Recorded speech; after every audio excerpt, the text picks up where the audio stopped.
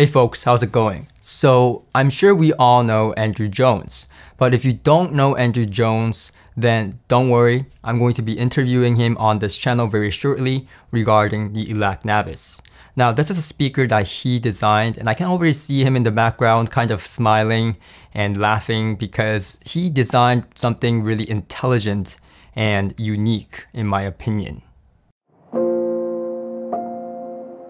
Now getting right into the drivers used in the speaker, it uses a 4-inch aluminum mid-range driver, all developed in-house by the way, with a dual concentrically mounted 1-inch soft dome tweeter and 5¼ inch aluminum woofer, if I remember correctly. Now the dual concentric design that I briefly mentioned, we'll get into it, but this is a 3-way active speaker. So the tweeter, mid-range, and woofer is a 3-way speaker, although it may look like a 2-way.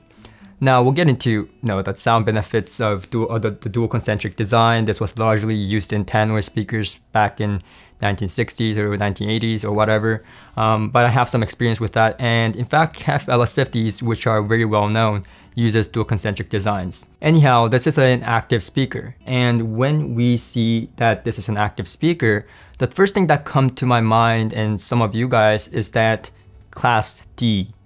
Now, there's nothing wrong with Class D, I'm just merely pointing out the fact that most active speakers use Class D, and some of us would rather opt in for Class A or Class AB because of its sound characteristics.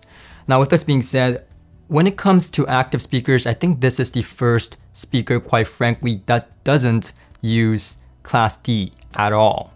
Now, of course, the KEF LS50 wireless uses Class AB for its high frequencies, but it uses 200 watts Class D for its lower frequencies. So KEF LS50 wireless also uses Class D somewhere for their frequencies. Now the ELAC Navis doesn't use Class D at all. It has a different kind of amplification, what they call a bash amplifier. So powering the ELAC Navis is 40 watts in Class AB for the tweeter, 100 and 160 watts bash amplifier for the mid-range and the woofers respectively. And it's time aligned, meaning the tweeter is kind of sitting back here instead of right in front of it. So it kind of time aligns. Now, with that being said, I don't want to confuse anybody in case you were wondering, when I say 40 watts for the tweeter or 100 watts for the mid-range, that doesn't mean that the tweeter is less loud than the mid-range or vice versa. Just because of the wattage differences, it doesn't mean one is more forward than the other in terms of sound characteristics.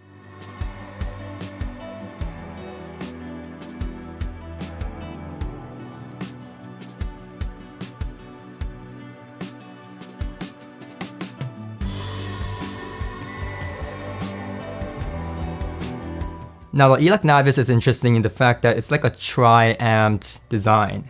Meaning the tweeter, the mid-range, and the woofer is all getting separate powers, 140 watts, 100 watts, and 40 watts.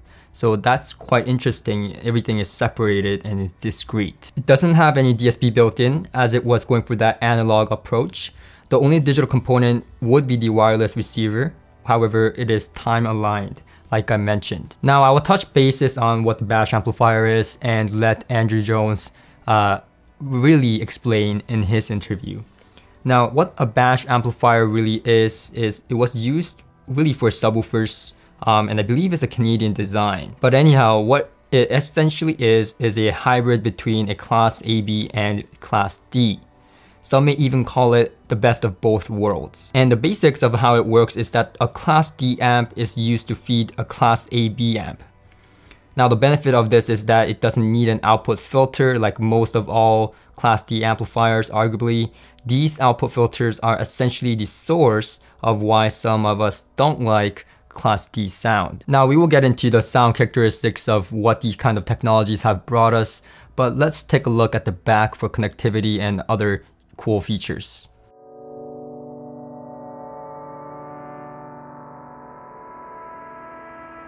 Now if you look at the back, there are EQ adjustments for low frequency, mid frequency, and high frequency. So although it doesn't have DSP, it has these kind of EQ functionalities where you can kind of match it to your room or your listening preference. Now it has a high pass filter option in case you want to integrate a subwoofer. There's a switch to make the speaker left or right and choose the input source. Now, as you can see here in the input source, there's 3 options, and we'll get into that. It has a high and a low gain, and in terms of inputs, it has RCA and XLR inputs. Now, as you saw in the back, there are 3 different sources, and one of them is wireless. So this speaker can become wireless, and you can stream to this speaker with their ELAC Discovery streamer.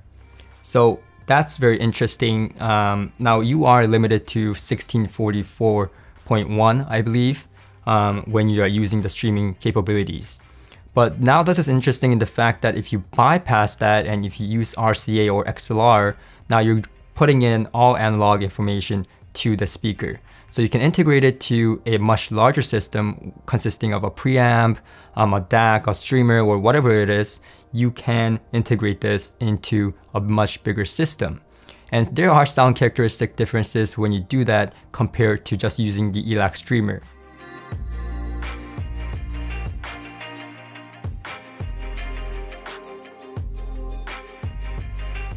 Now let's start off with what it does really, really well, and that's imaging. Because of the dual concentric design, it really images very well. And when we have a dual concentric design like this, the benefit is really to get really good imaging because the point source for the mid-range and the tweeter is coming directly from the single source point. Now the woofer is only 5 inches, 5¼ inches. And really, this thing pushes out quite a bit of bass power. Now, mind you, this is a ported design, so depending on how far you put it from the wall, you will notice the bass response changing. And also the high frequencies a little bit.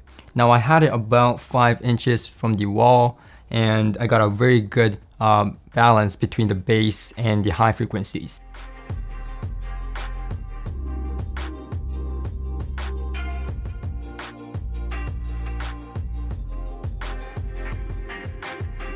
Now, starting off with the bass, I found the bass to be not as fluffy or muddy like other Class D active speakers. I found the bass to be nicely controlled in the bottom end, and I did find that the bottom end is kind of emphasized and it does go down and extend down quite low, or it's at least perceived that way. Now, the mid-range in the tweeter is very interesting. It images quite well, like I mentioned, and that's the biggest selling point. It images, the speakers disappear, and the bookshelf design, I think that's a very attractive thing. The female vocals and the mid-range is beautiful. It is a lovely, lovely holographic mid-range. It's kind of closed down on the top end just a little bit compared to other passive speakers, and really, I think the overall balance is very, very nice. Now, mind you, I'm talking about the exact flat response with no EQ done to it in the back because I was reviewing these speakers. I didn't use any of those. But if you find the high frequencies to lack a little bit, you can increase the high frequency using the EQ built in. Now, I did test the theory of doing that, and when I increased the high frequency on the speaker using the EQ in the back, I found the high frequencies to kind of open up and not really feel closed down as much. Now, you're not gonna get a whole another world welcome to Nirvana kind of high frequency response, but it's nice to have that kind of little bit of adjustment in the top end if you feel like you're missing something. Now, the overall balance is, like I said, on the neutral, a little bit on the warmer side of neutral. It is a warmer presentation overall.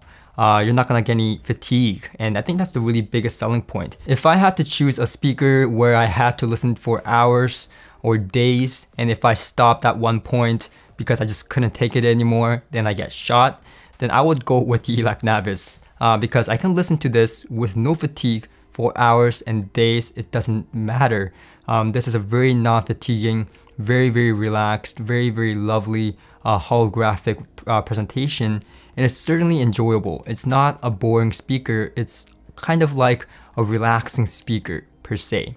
Now, in terms of soundstage, the soundstage is really limited to the physical plane of the speakers. And what I mean by that is if you have the speakers side by side, the sound stage doesn't expand past the speakers or in terms of depth or width. So it is limited, the sound stage is limited to the actual physical plane of the speakers. It doesn't seem like, everything is coming from everywhere in 3D kind of effect.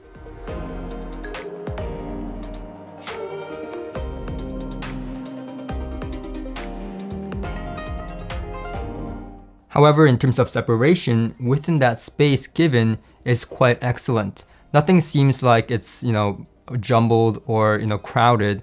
Everything is placed within where it needs to be, and that's quite amazing, and I believe that's coming from the dual concentric design, the strength of it. Now, in terms of using it on a desktop, and I've seen people ask me about this, you can use this on a desktop, and it's actually a very good speaker for near field. Really, the imaging is on point. You get a kind of more full presentation. The only thing is that the back port needs to be about 5 inches in my experience to not get that kind of boominess in the bass region. But anyhow, you can use this on a desktop if you have the desktop real estate. Now, with that being said, the size is about mid to kind of large, so you do need the space without a doubt. Now, if you're wondering what it sounds like, is there any sound difference when I actually have the speaker in a near field versus in a stereo setup?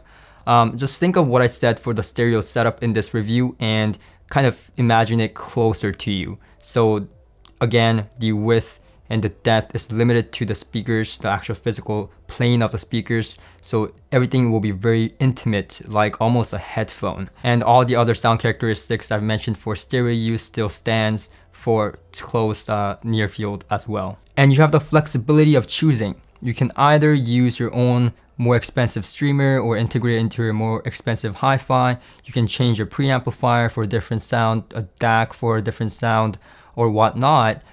For those more avid audiophiles, while others who wants a simple system can do so with just 2 boxes, the ELAC streamer and the speakers. So 3 boxes actually.